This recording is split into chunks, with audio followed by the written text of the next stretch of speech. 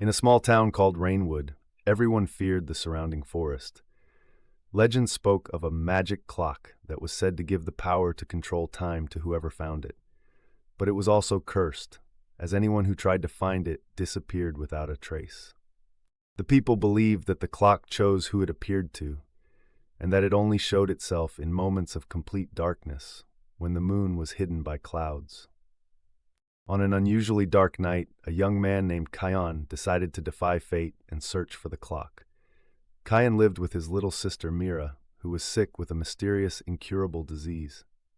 The doctors knew no cure for it, and Kion knew that time was running out. He heard about the magic clock from one of the village elders, who told him, "If you find the clock, you will be able to turn back time and save your sister. But be careful, the clock does not give without taking." Kion did not hesitate. Carrying a small knife and a lamp, he entered the forest in the middle of the night. The trees seemed to move around him, and strange sounds were making eerie whispers.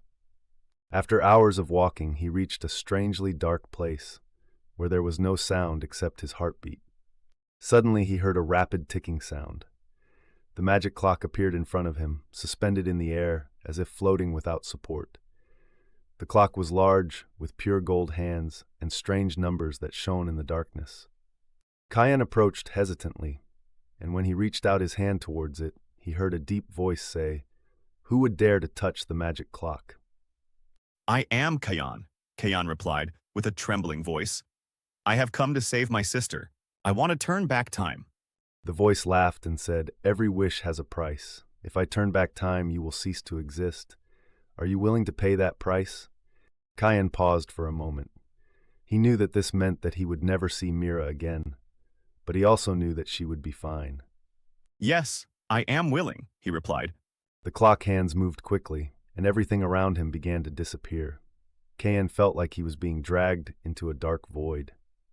When Mira woke up the next morning, she was fine, as if the illness had never touched her.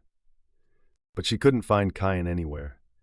She went into the forest to look for him, but all she found was a small, broken clock on the ground. From that day on, the magic clock became an even more terrifying legend in Rainwood. Everyone knew that Kion had sacrificed himself for one wish. Mira, however, carried the broken clock as a memento of her brave brother, who had disappeared into the darkness of the forest, but had saved her from certain fate.